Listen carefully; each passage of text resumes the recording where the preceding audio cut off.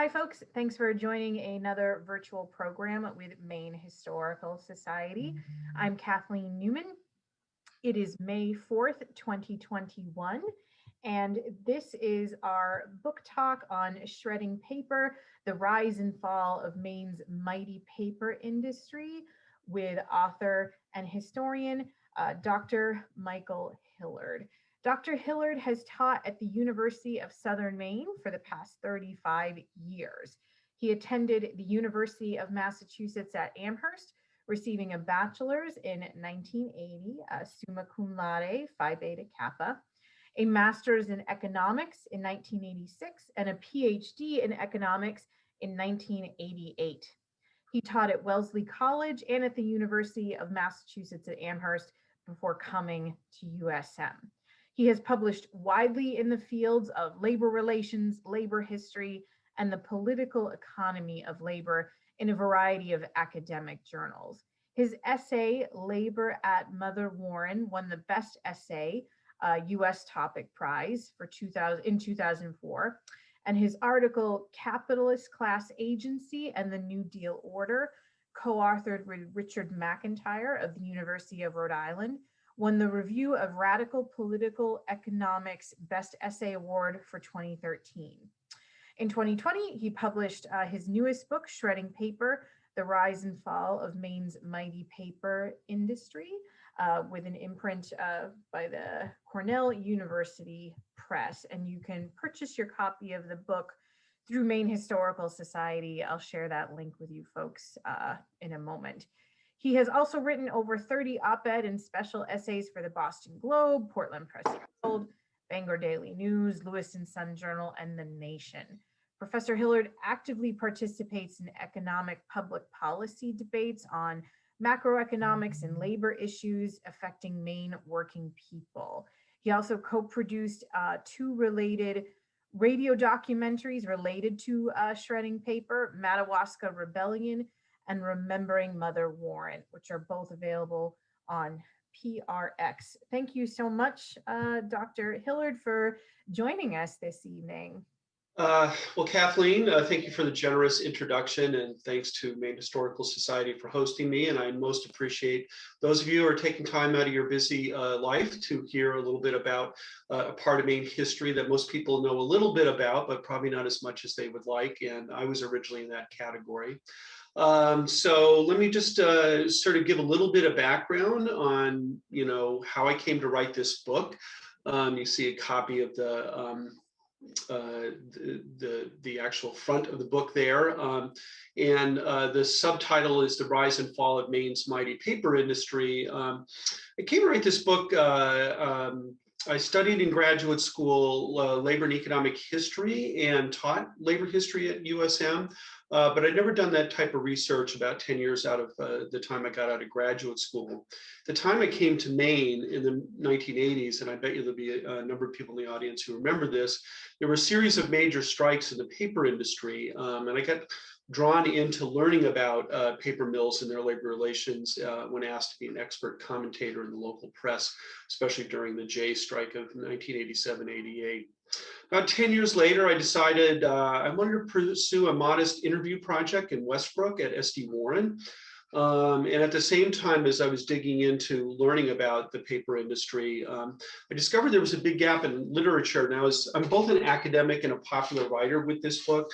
As an academic, discovering that while hundreds of articles and books have been written about the steel industry and the auto industry, almost nothing had been written about the paper industry, either here in Maine or nationwide. And in fact, at that time, there were only really two definitive sources that looked at the economic and labor history of the industry. One was David Smith's History of U.S. Papermaking, a book that dated from about 1970, and Robert Zeiger's Rebuilding the Pulp and Paper Union, book that came out in 1984. And there are a few accounts of some of the strikes that took place in the 80s as well.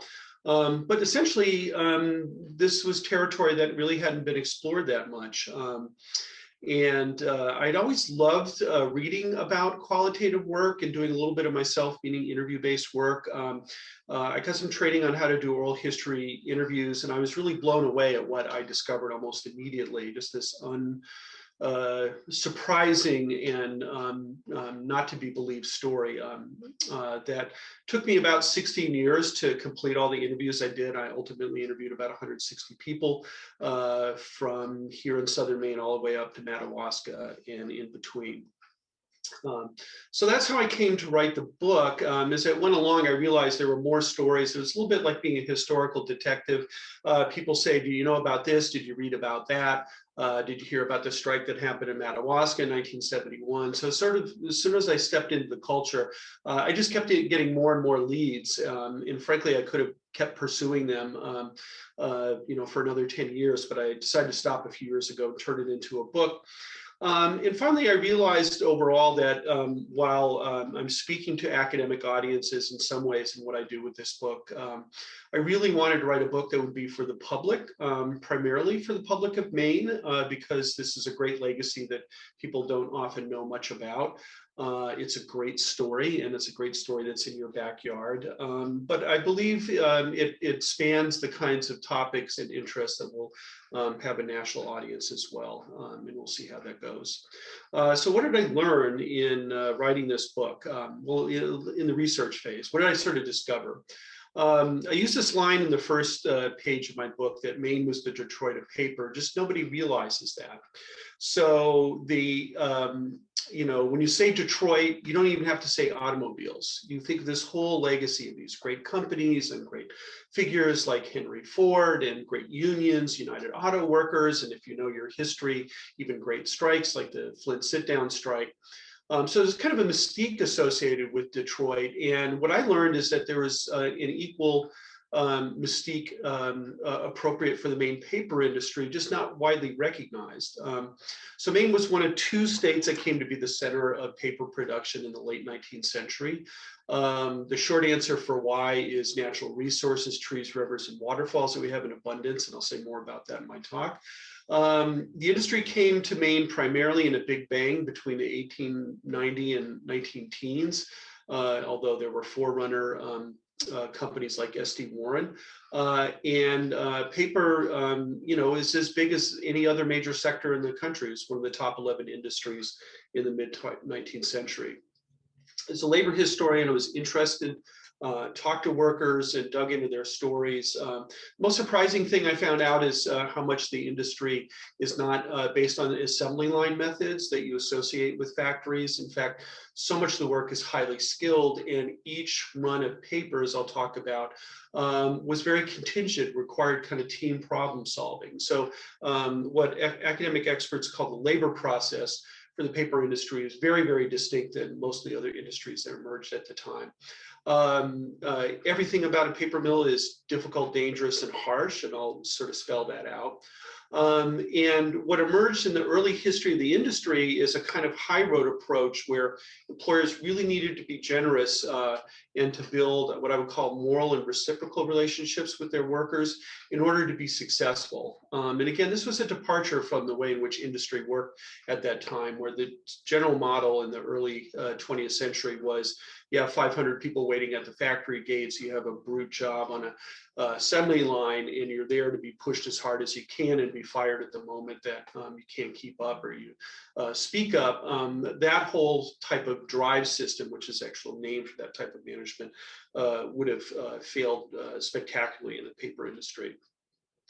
And then finally, as a labor historian, there was others have written about it, Zeiger, and then also Peter Kelman, a friend and colleague here in Maine, written about, there was a brief labor movement around the 19-teens in the Maine and national paper industry.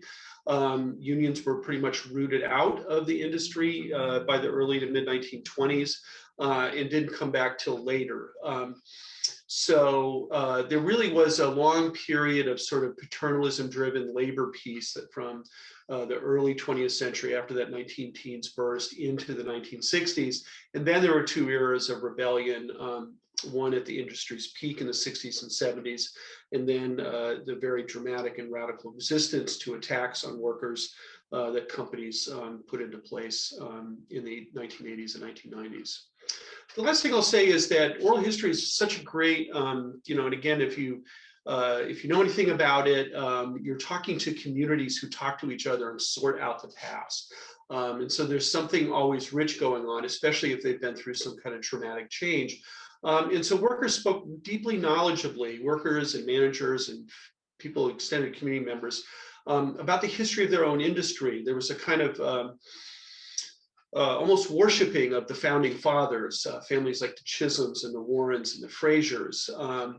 And then a narrative in their understanding of the past where these were moral leaders of their companies.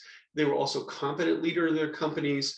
And they were replaced by these owners from who were located in out-of-state corporations and that were from away. And there was a lot of overlay in this community memory about what is local and what is not. And I'll talk more about that towards the end. I mentioned this folk political economy because my book ends on the argument that that the insights that people who worked here in the industry Maine had about the decline of their industry should be part of the national discussion that we're having now about why and how did blue collar America kind of go south over the last couple of generations. So the remainder of my talk, I'm just going to talk briefly about kind of what my academic lenses were in researching the book, and then I'll get to the highlights of the story itself, which is the fun stuff. So in terms of academic framing, given the fields that I had studied in and continue to study until this day, the story of my book is kind of two parallel, sort of top down being the economic forces and bottom up being how workers engage and communities engage these forces. A lovely definition of the term political economy from a well-known labor historian, Leon Fink, is that political economy are the economic forces acting on workers, and that's very much how I looked at it. The main story here, so this has to do with periodization, and historians and social scientists love to periodize history and develop taxonomies. And a lot of those are in the back of my mind as I did the research. I tried to bring forward only the most important ones for the reader. Key part of this is that in our economic history, the United States is known for having a second industrial revolution based on mass production. It's a fascinating story. You can read Alfred Chandler's Visible Hand. There's a lot of great popular sources that tell the story. But there was a first industrial revolution in England based on iron, based on the first machine technologies. The second industrial revolution in the United States was premised on having a massive market, and I'll describe that to you in a couple of minutes, in which we had developed expertise in machine building that made us better machine builders by, say, the 1870s than the British themselves who had invented these machines. We were better at metals. We had higher quality metal ores, tin, copper, iron, all kinds of different ores, better coal, all of those things. And we built a national railroad system that had a couple 100,000 miles of railroad tracks at the end of the 19th century. And so it meant that any industry that could figure out how to cheaply mass produce a product that people would like could get rich and grow very quickly. And this second industrial revolution lasted until about the 1960s, the 1970s. And after that, historians have all kinds of ways, so there's less agreement on what to say has happened since 1965, but it's been about disruption, globalization, automation. And here in the United States, it's been about the decline of well-paying work, both the older well-paid work in industries like paper and auto, and then the absence of good-paying work in new industries like retail or Amazon. At the heart of this is the story of Wall Street supremacy driving the changes after the 1960s, and it's a very central story in my book. The bottom up part is basically the long evolution from accommodation to rebellion. And what I do in my book, because it's based on cultural and labor history and having talked to dozens and dozens of people in different pursuits within the industry, is that I learned a lot about the culture and the identities of workers and how the forces acting upon them interacted with these cultures and identity. And a very key moment in my book for that is the strikes of the 1960s and 70s, where there was a blue collar portion to the sort of national countercultural rebellion that was going on, civil rights and things of that nature, anti-war protests. And then there's the topic of industrial decline. There's the great phrase from Joseph Schumpeter, gales of creative destruction. How do we understand it when an industry goes into decline, and what was at stake, and could it have been avoided? And those are questions that I try to answer in the book. And then I argue in many ways, I think the workers I interviewed helped me to understand as well. All right, so let me get to the story. I always like to start with this quote from Monica Wood, who's a friend and colleague, and certainly a hero of mine. If you want to get the feel of life in a mill town, along with Carrie Arsenault's new book called Milltown, I would highly recommend We Were the Kennedys. And so she speaks about the kind of massiveness and magnificence of paper mills. The mill, the rumbling, hard-breathing monster, made steam and noise and grit and stench in dreams and livelihoods and paper. It possessed a scoured industrial beauty as awesome and as ever-changing as the leaf-plumped hills that surrounded us. It made a world unto itself, overbearing and irrefutable. And what I love about the power of this quote is that there was something really just dramatic about being part of a paper mill as a worker or part of the community. That bit about dreams and livelihoods emanating out of steam, noise, grit, and stench. And of course, the importance of the paper. And one thing I won't be able to say enough about here, but I do in my book, is how proud the workers were of the particular products. They made famous products, S&H green stamps, paper for these famous magazines, you name it. They could be associated with something that everybody, their products were often household names across the country, and they knew they were the ones who made it. So how did Maine become the Detroit of paper, and how did paper come to the state of Maine?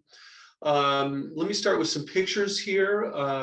Here's the S.D. Warren Mill in 1884, right at the point where it was briefly the largest paper mill in the world with about 900 employees. You see, paper mills are always on rivers for reasons that I'll explain.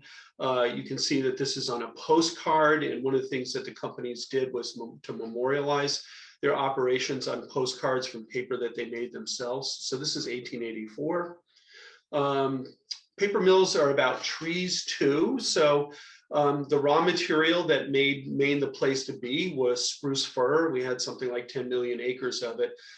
Here's a picture as early as 1908 of the 21 million log pile, probably right after the spring wood drive. And you just see how much wood is involved in the production process of paper. Here's Oxford paper in the 1930s with its massive piles of wood as well. Here's a more recent look at some of these historic paper mills. This is Oxford Paper Mill. It's under different ownership now. It's finally become Nine Dragons, like most of the remaining mills in the state. Great Northern Paper and Mill in Millinocket. That mill has since been torn down since 2000. The Bucksport Mill, there it is, Penobscot Bay and Penobscot River.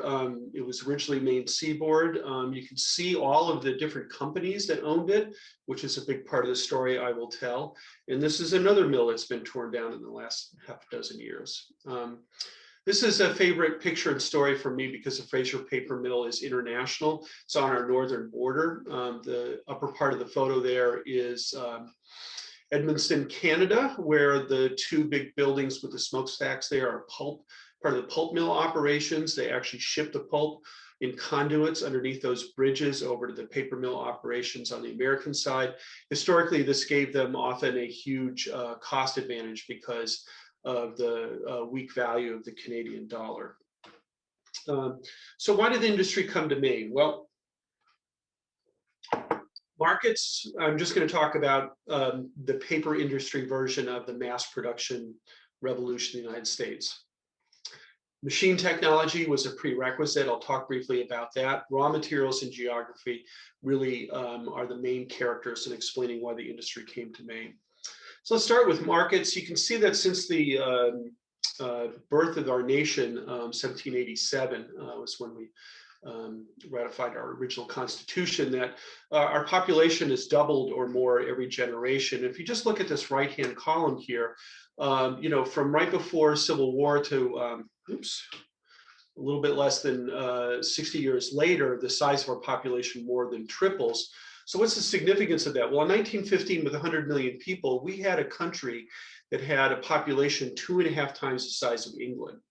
And so that gives you a sense of the scale. And we had higher GDP per capita as well. So we're talking about a US market that's something like 3 times the size of the next biggest economic country in the world at the time.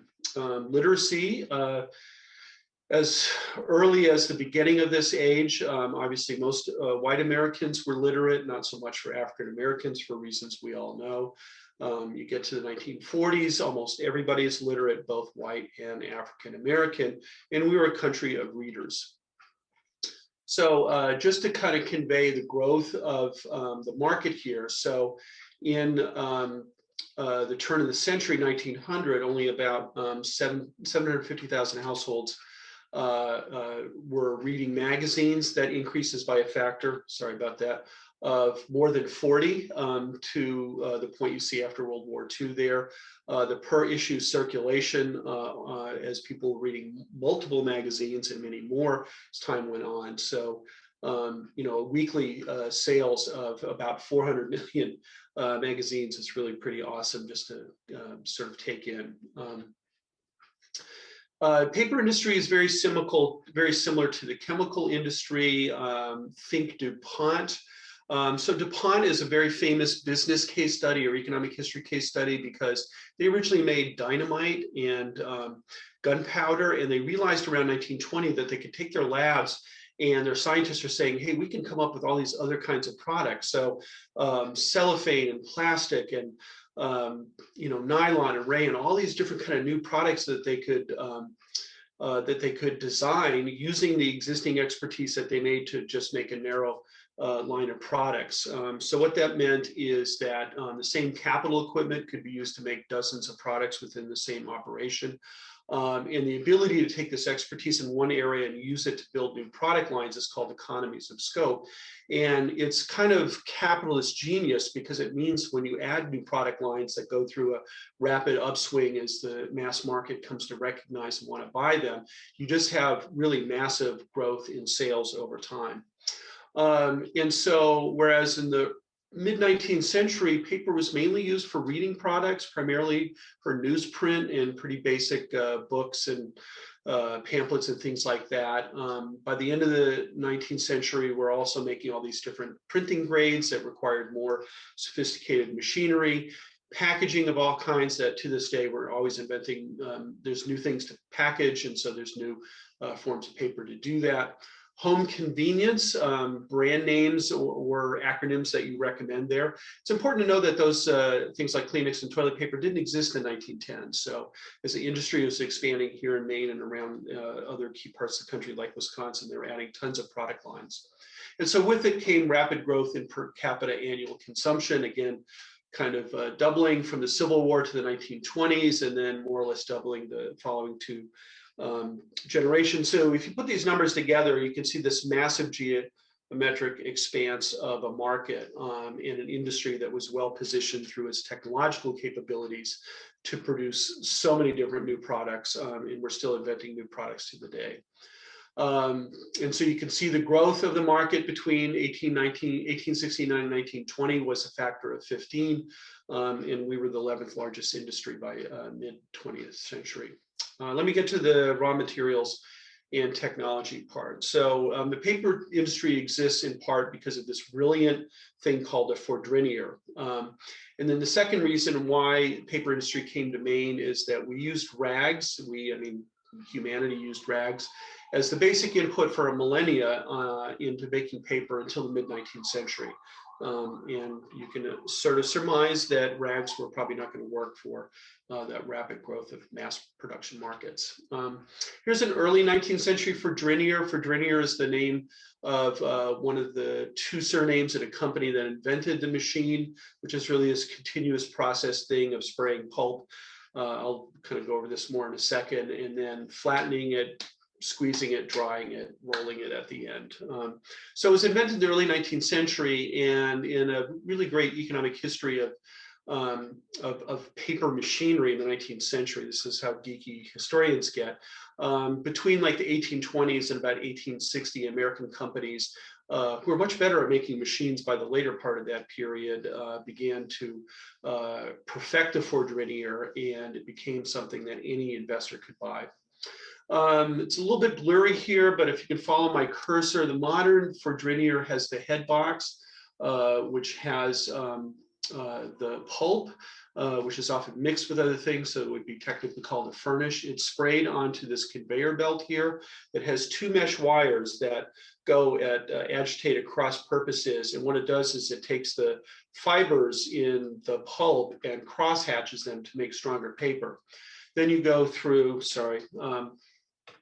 then you go through the wet press section, which is just rolls that use pressure to squeeze water out. Then there's the dryer section. So those are heated cylinders, heated with steam, which make mills very hot. And then they come out in the calendar section, which basically tries to put a particular sheen or sort of texture to the final paper.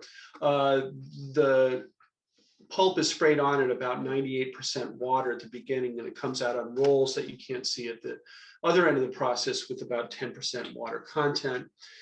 Here's the world's largest forged linear at Great Northern Paper in 1910. Could make, a couple dozen tons of paper in a day.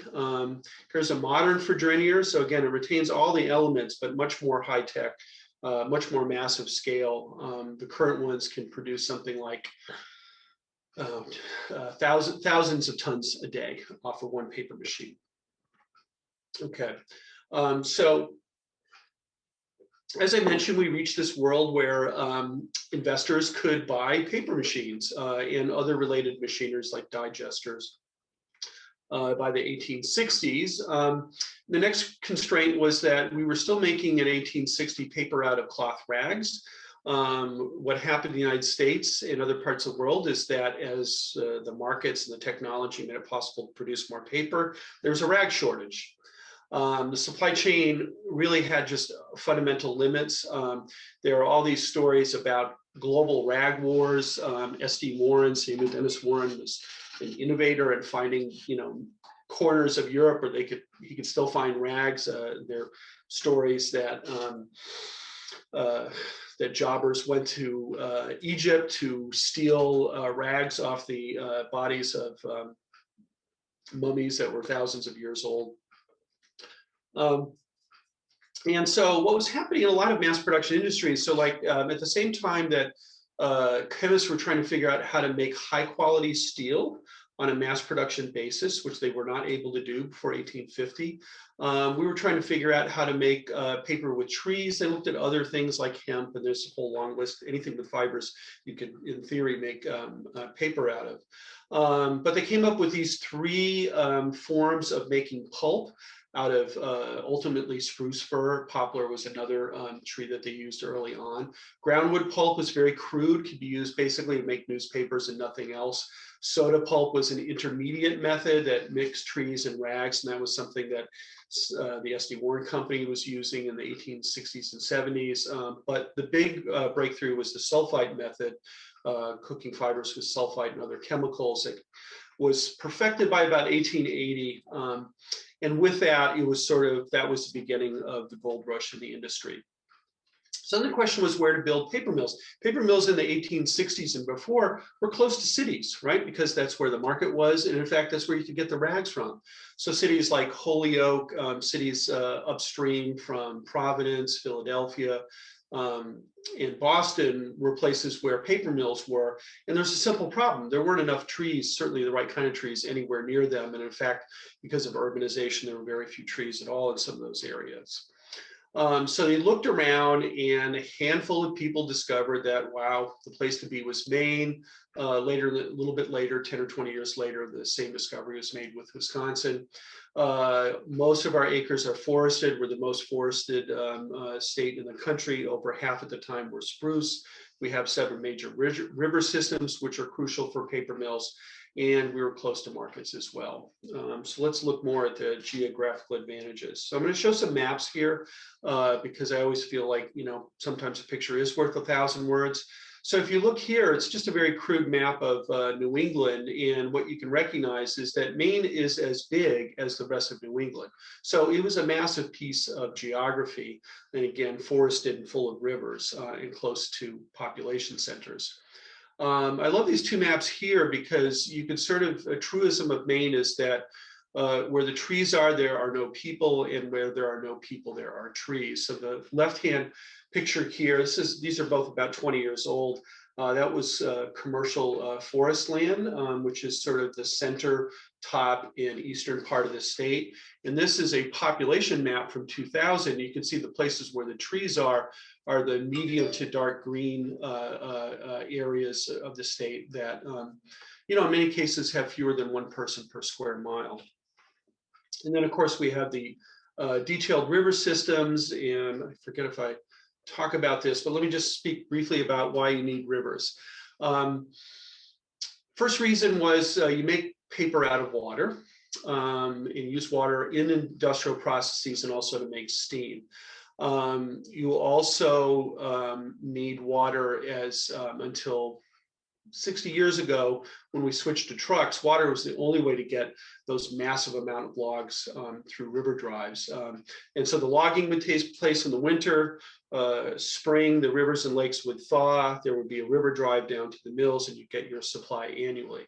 So you couldn't access and move all those trees unless you had the river systems. And then something that we're still dealing with, hydroelectric dams. And we were building the first hydroelectric dams in the country in the late 1880s. And Hugh Chisholm, for example, when he tells his story of going and discovering Rumford, the thing that struck him most is that there were 3 waterfalls that were the equivalent of about a 200-foot drop. And he imagined he could build the largest industrial complex on the East Coast with the benefit of being able to make those hydroelectric dams.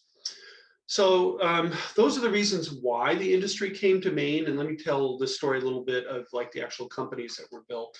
I've referred a number of times to S.D. Warren. It was a substantial mill even before the sulfite method was perfected, and was briefly the largest mill in the 1880s. The Big Bang came after 1890, or starting around 1890. And this was when large corporations were forming in all the major industries in the country, and a lot of mergers took place as well. So investors pulled together pools, built the core mills of International Paper, Great Northern Paper. There's a little story in there about how newspapers went to some paper makers to get them to open up Great Northern Paper to compete with International Paper, which was trying to create a monopoly on newsprint. So it's an interesting sort of business story there. Oxford Paper was opened also by Hugh Chisholm, who was the co-founder of International Paper.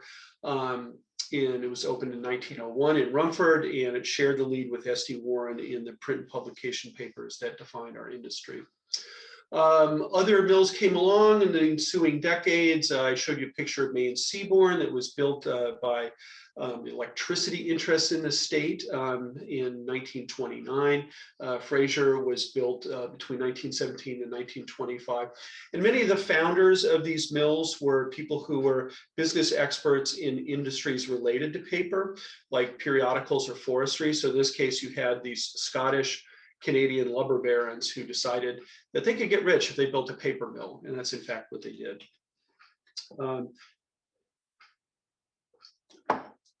One of the things that I've learned over my years researching the industry is just how much building rural mills in Maine's, let me say it over again, building mills in rural Maine was about going to the frontier. 1880 in rural Maine was as much the frontier as anything you've ever seen in a Western movie in the Rockies or something like that. So to build a mill in these, hinterland places, you would have to bring in about 1,000 laborers to work for a year or two. to make the hundreds of thousands of square feet and highly capital intensive operations that were the modern paper mill. Took a lot of capital at the time. One of the things that defined this is that, so a lot of the people came to work in the industry were part of the era or the wave of new immigrants from Southern and Eastern Europe that were showing up and becoming most of our industrial workforce around 1900. Of course, we had a lot of migration from Canada, and not just French Canadian Canada, which was very prominent, but also the Maritimes. And you hear stories like of the Italian stonemasons brought in to lay the foundation of Great Northern Paper, who then stayed and became skilled workers in the companies. A lot of the managers in a lot of these firms were originally Scandinavian farmers who came to Maine. And I love this picture because it captures Rumford. It's pretty much the same spot where you saw the earlier picture of what was the Oxford paper mill. And you can see just the process of putting together railroad spurs and changing the rivers and so forth to make it amenable for their operations. These were companies with very strong founders culture. So you heard about sort of famous names of these people. The corporate offices often were not in Maine, but they were nearby cities, Boston, Stanford, New York City, or Toronto. The company leaders would often do some training earlier in their careers. So they would get to know they're in the mill, so they would know people in the mill, managers and some workers. And they and the sales force would routinely visit the mills on an ongoing basis and often had personal relationships with the workers. Obviously, the mill managers were the main hub of management for the locals. These were folks who came up through the mill. Eventually, they would get promoted to become the mill manager, and their tenures would last, sort of 10 to 20 years, and they would retire there after they left, after they finished their careers.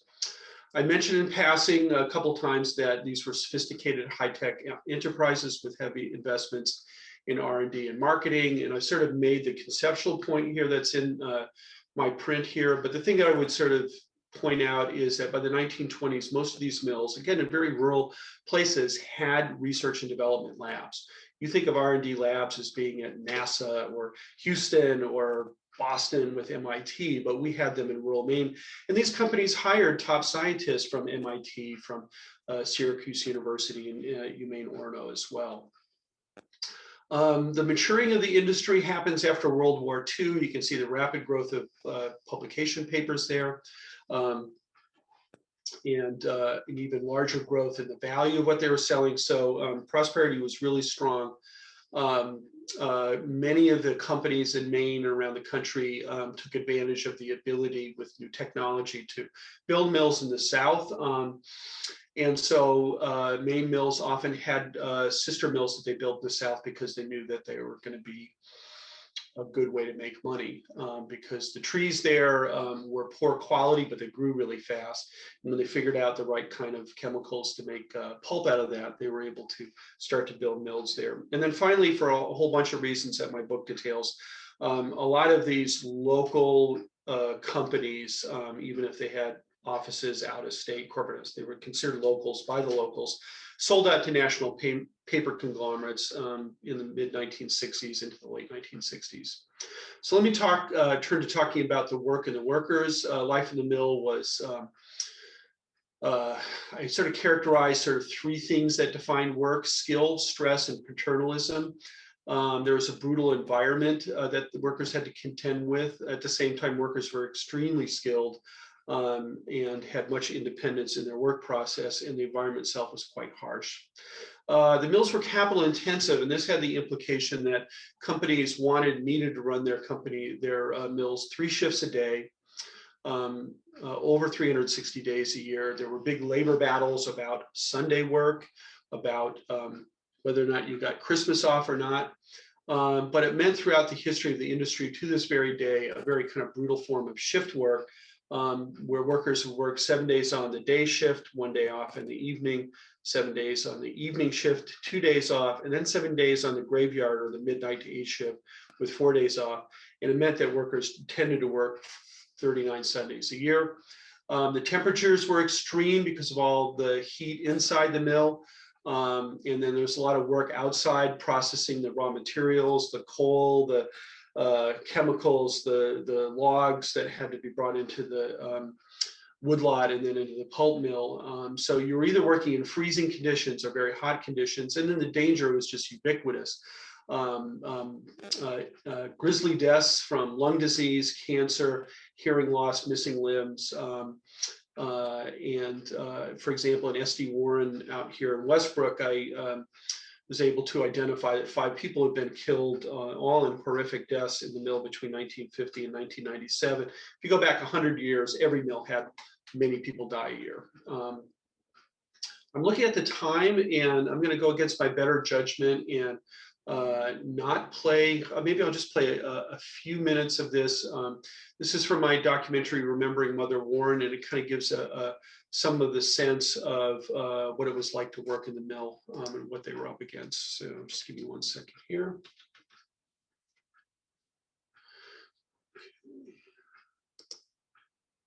While it may have been wasteful, it also earned its employees' loyalty.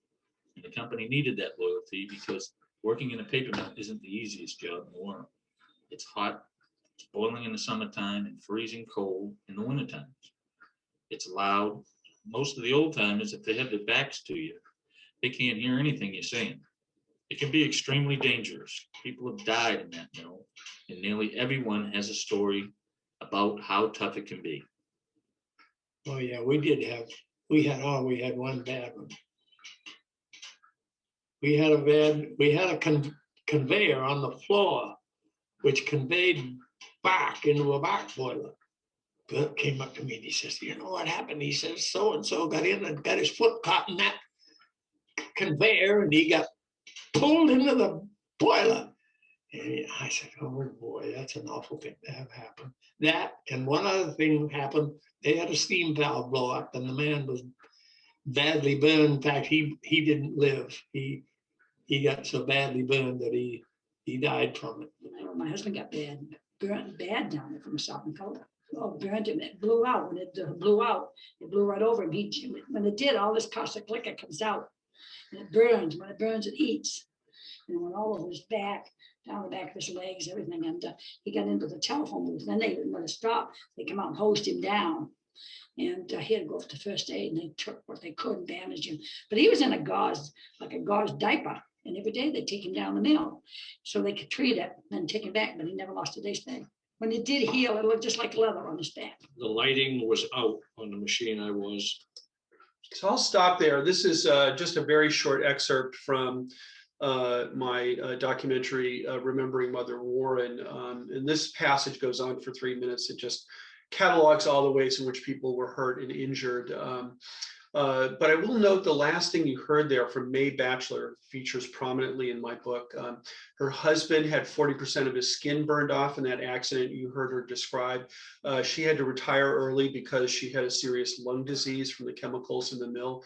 But she always referred to it as like, well, my husband was injured and lost 40% of his normal skin and could have been killed because there were people killed in that accident, but he never lost a day's pay.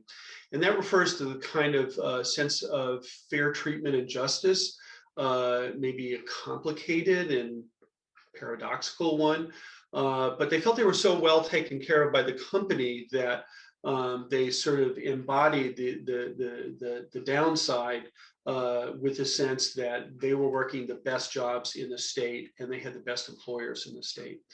When it comes to skill, so I've alluded to this a whole bunch, and I'll just try and give you a real minimal feel. I go through this in great detail in the book of like how complicated it is to make paper. There is some routinized work. There's work in inspecting and counting reams of paper by hand, which is pretty much routine work. There's all the work of the woodlot and with the raw materials, but then in the core processes of making the pulp and the digesters and then making the furnish and then running the paper machines, this is very skilled work. And workers gain their skills by working on a particular machine and encountering the same problems over and over again and getting good at solving them over decades. And even the most basic jobs required workers to be responsible for ensuring quality. And then this is from a Harvard study of the S.D. Warren Mill in the mid 1940s and 50s. The men used to say there were 287 factors that varied in the production of any single run of paper. And let me just leave that quote there for a moment. So just to give you an example, so here's one case that took place. S.D. Warren learns that the fancy magazine that has photos in it that they buy paper from S.D. Warren in the late 1940s is having trouble getting high quality photo prints onto their magazines. So it comes back to the mill, and the mill figures out that there's problems with absorption, so they need to change the width of the paper, and they can do that by either changing some of the chemicals they put into the furnish, or they could slow down the machine, which would incur costs, or they could run it on an off-machine coder to try and get the right qualities and lengths. So this is just one of like a million stories that you get in this industry. And so making a run of paper in any particular shift was like making a touchy souffle. And there was this constant problem solving that mobilized in many ways workers, managers, engineers, and technicians from across the mill. And it meant that the workers on the paper machines were the first ones to know how to identify the problems and the first ones to know how to change settings of the machines to fix it, had to make these judgments on their own. And so what the company taught was not rules of how to work on an assembly line, but skills that you could apply independently. Testing was done to identify flaws. And so a combination of sort of scientific testing and sensory data by lead hands went into making a successful run of paper. And something that is of great import to people who do the history of labor in the 20th century is what skill means for the workers. And the skill of the kind of workers you had in paper mills gave them incredible leverage over their employers. And instead of using the skills that they had to resist management, they mobilized to help the company make profit.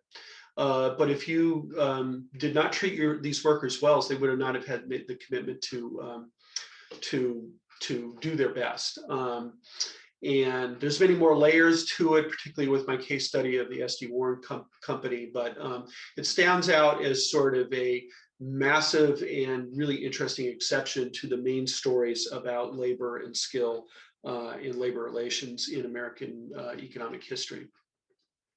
So this meant that employers were really induced for a variety of reasons, some that had to do with the biblical sensibilities, the noblesse oblige of some of these founders, but they recognized they needed to treat their workers well. They paid high wages from the beginning. They added benefits earlier than came later with unionized industries. The hiring of everybody in a family from generation after generation is really sort of an impressive part of the story. The companies were happy to acquiesce to unionization in the 1940s. They did so by picking out the unions that were going to be the least troublesome and invited them in, which is kind of unusual. Not much of that happened in American history. And the story of Fraser, which I'll touch on briefly in a minute, and I'm going to go for about 7 more minutes here, was kind of unique because there was a different ethic set up in that mill. Okay, so this gets to the labor history part that I'm just going to briefly sketch. 2/3 of the book is these stories of this labor history, and there's stories, and there's a lot of drama, and they're fascinating, and people who are interested in labor, to find out that the kind of things that you might have read in a book in high school happened here in Maine, I think are really quite something. I have a chapter on how Mother Warren, which was this paternalistic mill that the workers loved so much, they called it their mother, finally unionized in 1967. So whereas there was that kind of generosity from the company as a whole, there was a lack of justice on the shop floor that unionized companies had, and that impelled workers to finally unionize in 1967 after rebuffing unions many times, kind of an analog to, let's say, Maine Medical happening just last week. I tell the story of Madawaska Rebellion, which is one of my 2 radio documentaries, and it was really about how the rise of French power epitomized resistance to the changing political economy that workers were facing in their mills. I have a chapter called Cutting Off the Canadians, about an exotic strike that happened in the Maine woods in the 1970s. And I just want to say parenthetically that I do have a significant chapter and some other writing about woodcutters. And I just couldn't fit it into a talk tonight. But there's a whole interesting history of how Maine had a unique labor system based on independent contractors and jobbers that you didn't find anywhere else in the country, and a story of up and down sort of relations between the loggers and the paper mills that interact with the moments of new forms of mechanization and automation. If people are curious about that, they could ask me in the question part. The Fraser version, the company was owned by these folks up in Canada, and they were being targeted to very early on for this sort of thing to have hostile takeovers where a group of outside investors would come in and buy up the stock and take over the company and rationalize it. So what they saw is a need to kind of pump the mill up and make it so that they could hang on to it. So what they did was, here's the story, they bring in the leaders of Great Northern Paper, who were these kind of rough Anglo guys, and they basically ran roughshod over the workers. They asked them to give up any pay increases for 3 years, to be the last mill in the state to agree to Sunday work. These are highly Catholic workers, so that was a big issue. And they said that they would provide 500 new jobs, which was a big deal in a community that had lots of families that had more than 10 kids in them. And if you listen to the documentary or read the chapter in the book, it's also called Madawaska Rebellion, you learn about the remarkable Acadian French language and culture of the people there, the bitter heritage of discrimination that they faced for their language and culture, the story of what the community is capable of when crossed. And I describe what's called the Birmingham moment when they won the strike. They won the strike by blocking trains with paper from moving out of the mills. This sounds like something from 100 years ago, but it was 1971. And they had a series of confrontations with the state police. And the last confrontation, they brought children and women and pets down to sort of lay on the tracks to block the trains. The state police and the county sheriffs lost their temper, tried to tear gas them off of it. It backfired. The strikers attacked the police, and they had plans to blow up the train tracks at the edge of town if the train ever got through, but it never did, and they were able to win the strike. The last part of my book is about the sort of beginning of the decline and then the decline of the industry. I'm running way short on time here, so I'm going to be very, very brief with it. I think the biggest thing to know about American capitalism since the 1970s is not globalization, but by this thing called the shareholder value movement, where there was a new ideology espoused by economists like Milton Friedman that the only responsibility of business is to increase its profits. It emanated from the rise of institutional investors and from a new theory of how to run a corporation, not the older one where you sort of took care of all the different parts of the company community, but focusing only on the shareholders. And this view made it that companies that paid workers well were stealing profits from shareholders. So the idea then is that in the 80s and 90s, you either had a CEO that believed in these sorts of new guideposts for how to run a corporation, or they were threatened that if we didn't turn the company around and make it more profitable, then we were going to be taken over by one of these rapacious CEOs. The companies, in many cases, made hardball demands with the purpose of provoking a strike and actually replacing unionized workers. That had happened in Rumford in International Paper. Some groups of companies like Scott were willing to try and collaborate with their workers, but in fact ask them to sort of go along with a lot of speed up on the shop floor. And they had mixed success with that. And my book has very interesting case studies about all of that. And so the Scott one had some successes, only one real success in a Maine mill, but they still weren't making enough profit. And so this character named Chainsaw Al Dunlap comes in, was brought in by the shareholders to shake out the company. He was the CEO only for 2 years. He destroyed their high road project, which was actually making some gains in a number of mills in Maine and elsewhere. He laid off about 40% of the workers, broke up the company into 2 parts, sold to Kimberly Clark and to Sappi. And one of the things that I document is that 3 of their best mills that were doing very well as a result of these mergers that might have done well for another 20 years were closed by 2000. And then the political economy part, really what you learn when you talk to people, and as an economist, I really took this to heart, is that working people have a moral relationship to their work and their work lives. And what they had for 3 or 4 generations is bosses that agreed with that sort of moral philosophy. And they saw their founding leaders as both moral and having a unique industrial competence.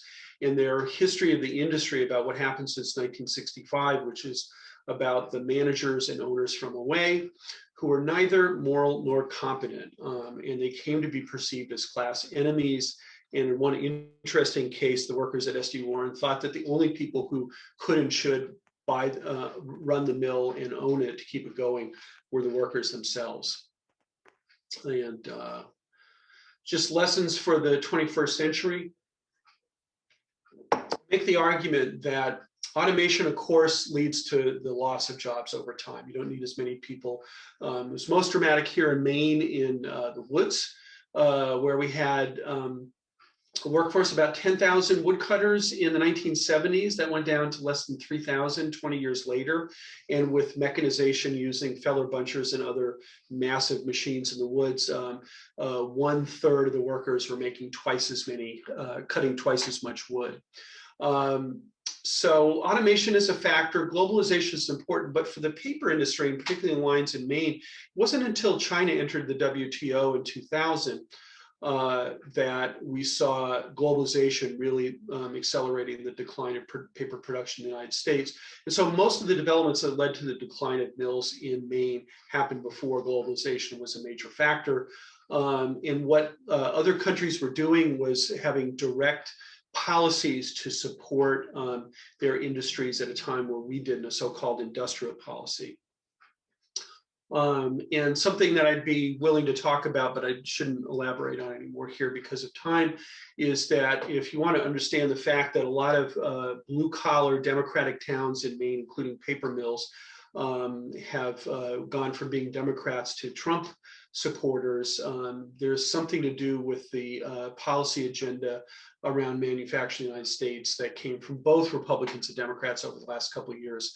That did not speak to their trauma, their decline, and to ultimately was what was a rapid decline and a painful decline in the industry that might have gone differently if we had different institutions and policies. And with that, I will finish my talk. So thank you so much for bearing with me. It probably went a little bit longer than I think I was supposed to, but hopefully I have a little time for some questions before we finish tonight. So I'll turn it over to Kathleen to sort of present those questions to me. Thank you, Dr. Hillard. That was great, really informative. We do have some time for questions from the audience. First question from Neil. Did changes in technology and machinery limit the role of mill workers at these paper mills? Well, I mean, what I'd say is that there was incredible stability in the technology for about a century. And that what happens in the 1970s, 80s, and 90s is that computer process controls came in.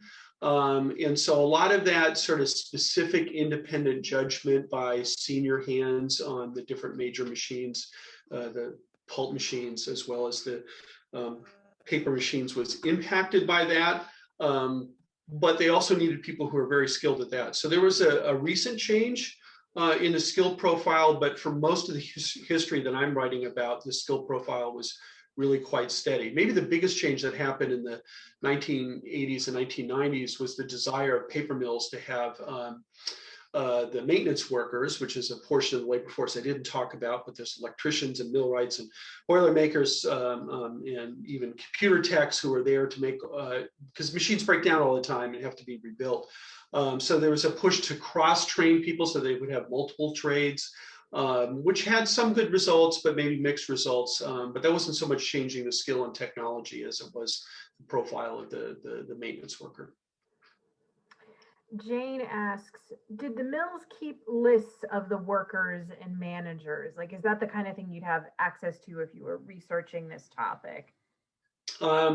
So there are employment records. I'm going to digress for a second and come back and answer the question. So I came to this work not as a trained historian, even though I was trained in historical literatures.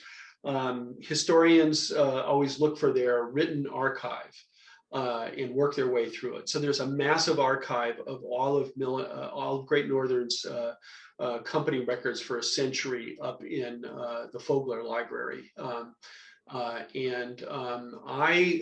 read the 7-volume history of that there was a lot of company histories written in the 1950s, 60s, and early 70s. There was one written on Great Northern that summarized a lot was up there. So I never actually looked at those records. I had asked SD Warren a couple times if I could access their records, and they said no. That may change today, but I was sort of done with a book like that. So I would suspect that the Great Northern records would be probably the best place to go to. But I did not find that at some of the other mills I went to. But the other thing is that if you're doing history, like I feel like I'm now an expert on telling other people who are serious researchers what to look for and how to look for it. I'm in discussion with the director of Maine Historical Society about possibly having some new oral history projects.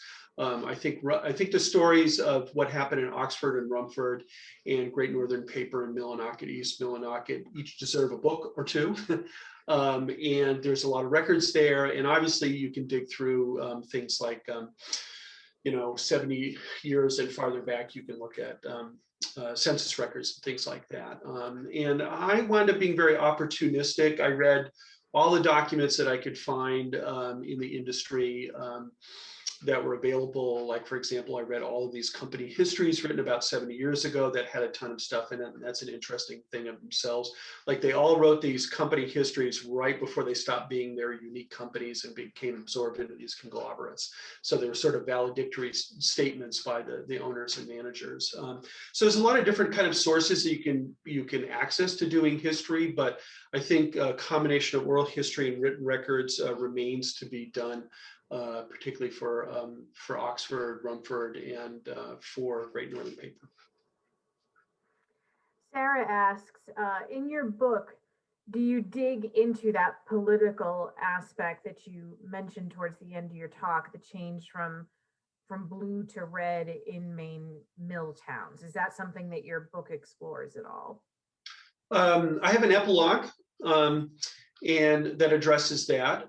Do I address it thoroughly? No. I mean, one of the things I figured out about 5 years ago is if I wanted to have a comprehensive knowledge of everything that I thought I should know, I would not finish the book until 2030. So I kind of stopped.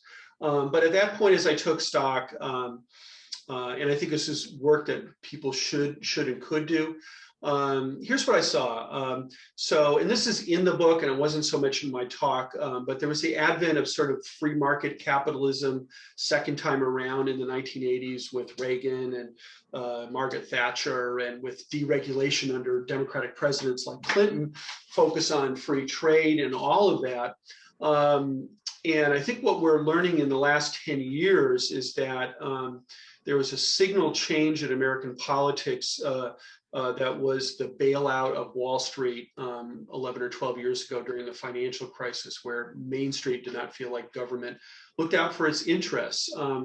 And so, what I saw here in the state is that while local politicians were trying to figure out ways to keep the paper mills open, and they would scramble and try and find an investor to buy out. And there have been lots of like buyouts of shells of the former operations by private equity companies, and then most recently by Chinese investors.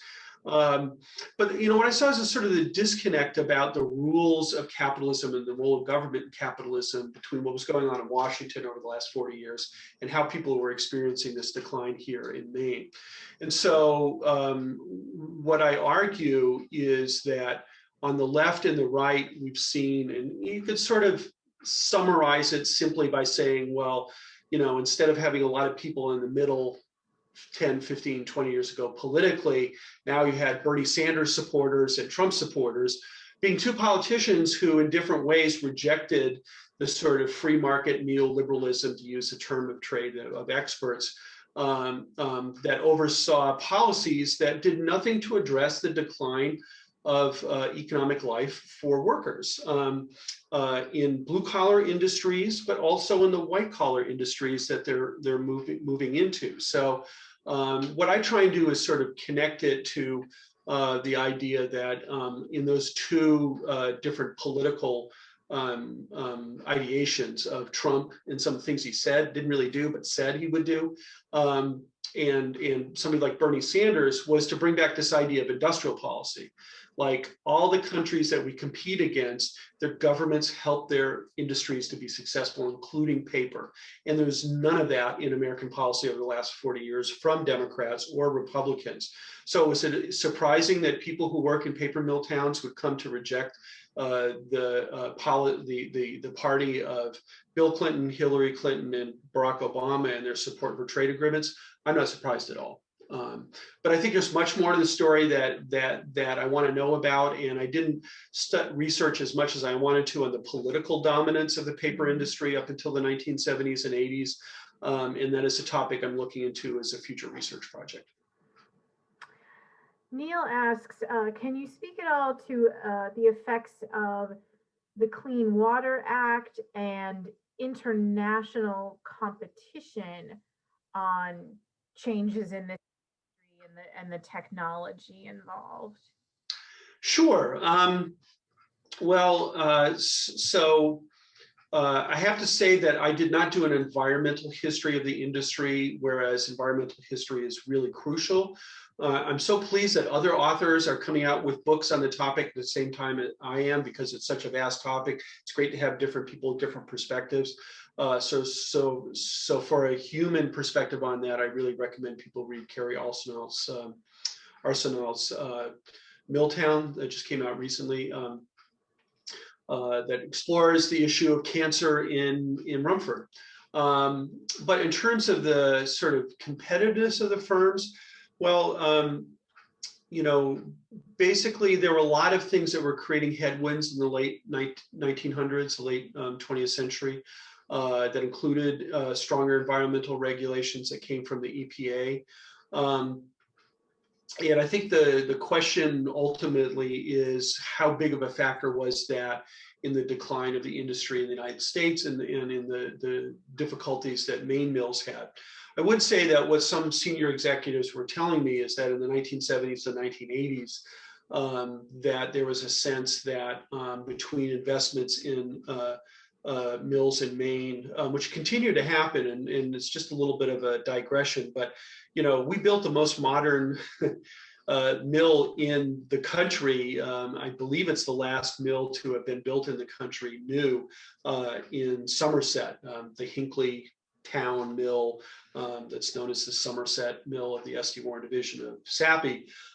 So we were still investing a lot in Maine and even harvesting many more trees in the 1980s and 1990s. But these national companies were comparing, should they invest in mills in the South versus mills in Maine? And their concerns were, basically the management perspective was that there were higher costs due to energy, transportation, and environmental regulation in the northern mills than in the South. But there was still investment in Maine throughout that period.